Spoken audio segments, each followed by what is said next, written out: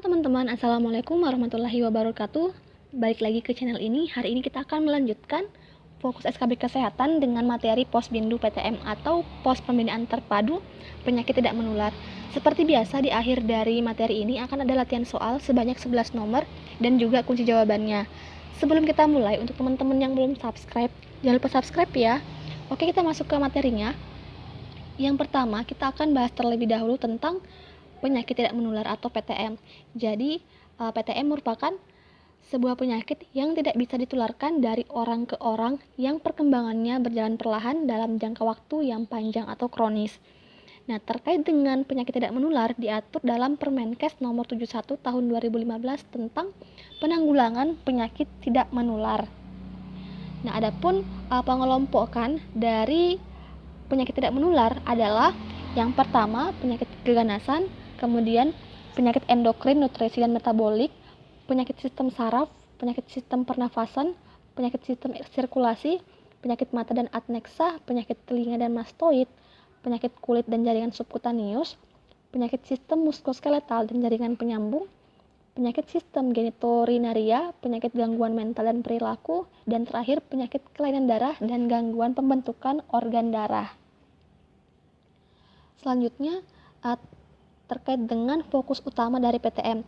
Jadi PTM itu memiliki banyak kelompok, tetapi yang menjadi fokus utama dari PTM ada 5, yaitu yang pertama diabetes mellitus, kemudian kanker, selanjutnya penyakit jantung dan pembuluh darah, penyakit paru obstruktif kronis atau PPOK, dan terakhir gangguan akibat kecelakaan dan tindak kekerasan. Jadi ini adalah 5 jenis dari PTM yang menjadi fokus utama. Berikutnya terkait dengan peran serta masyarakat. Jadi masyarakat dapat ikut berperan serta dalam penanggulangan penyakit tidak menular, baik itu secara perorangan maupun secara kelompok.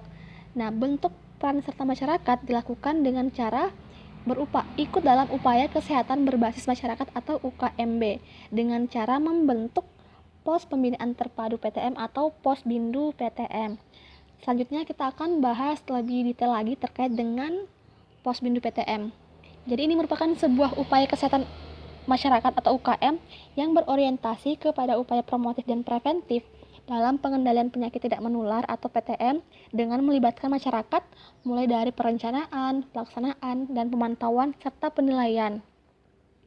Nah, pelaksanaannya ini disesuaikan dengan kemampuan dan kebutuhan masyarakat di daerah tersebut. Kemudian untuk sasaran dari Posbindu adalah seluruh warga negara yang berusia lebih dari 15 tahun yang ada di wilayah Posbindu. Kemudian untuk waktu pelaksanaan, yang pertama, frekuensi pelaksanaan Posbindu dilaksanakan paling kurang 1 kali per bulan. Kemudian untuk waktu pelaksanaannya disepakati bersama masyarakat setempat dan pelaksanaannya dapat diinformasikan beberapa hari sebelumnya. Untuk tahapan dari pelaksanaan kegiatan Posbindu ada 5 tahapan. Tahapan pertama, kedua, ketiga, keempat, dan kelima. Untuk tahapan pertama meliputi kegiatan pendaftaran dan pencatatan. Tahapan kedua berupa teknik wawancara terarah. Tahapan ketiga berupa pengukuran tinggi badan, berat badan, indeks massa tubuh, lingkar perut, dan analisa lemak tubuh.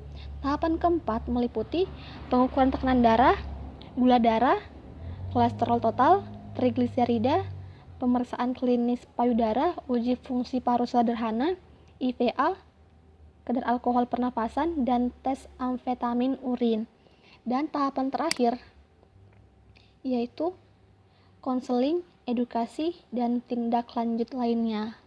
Ini adalah tahapan dari Posbindu. Nah, untuk seperti pengukuran-pengukuran ini dapat disesuaikan kembali sesuai dengan kebutuhan masyarakat. Yang jelasnya tahapannya harus lengkap, tahap 1 sampai tahap 5, tetapi untuk uji-ujinya dapat disesuaikan dengan kebutuhan masyarakat. Selanjutnya untuk tipe Posbindu. Jadi ada 2 tipe atau 2 jenis dari Posbindu, yaitu Posbindu PTM dasar dan Posbindu PTM utama. Yang dimaksud dengan Posbindu PTM dasar yaitu Posbindu yang melayani berupa deteksi dini faktor risiko sederhana yang dilakukan dengan wawancara terarah, pengukuran berat badan, tinggi badan, lingkar perut, indeks massa tubuh, analisa lemak tubuh, pengukuran tekanan darah, pemeriksaan uji fungsi paru sederhana, serta penyuluhan mengenai pemeriksaan payudara sendiri. Sedangkan untuk posbindu PTM utama yaitu pelayanan posbindu PTM dasar ditambah pemeriksaan gula darah, kolesterol total dan trigliserida, pemeriksaan klinis payudara, pemeriksaan IVA, pemeriksaan kadar alkohol pernafasan, dan tes amfetamin urin bagi kelompok pengemudi umum. Jadi ini 2 jenis dari posbindu.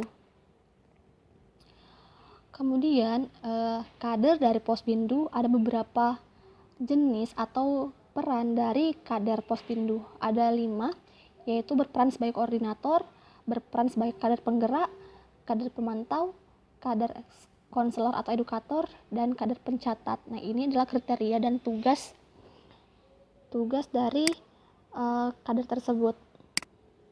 Nah, untuk koordinator yaitu ketua dari perkumpulan dan penanggung jawab kegiatan serta berkoordinasi terhadap puskesmas dan para pembina terkait di wilayahnya. Kemudian untuk kader penggerak yaitu anggota perkumpulan yang aktif, berpengaruh dan komunikatif, bertugas menggerakkan masyarakat serta melakukan wawancara dan penggalian informasi. Kemudian kader selanjutnya kader pemantau yaitu anggota perkumpulan yang aktif dan komunikatif, bertugas melakukan pengukuran faktor risiko PTM. Dan kader keempat yaitu kader konselor atau edukator, yaitu anggota perkumpulan yang aktif, komunikatif, dan telah menjadi panutan dalam penerapan gaya hidup sehat, bertugas melakukan konseling, edukasi, motivasi, serta menindaklanjuti rujukan dari puskesmas. Dan terakhir yaitu kader pencatat.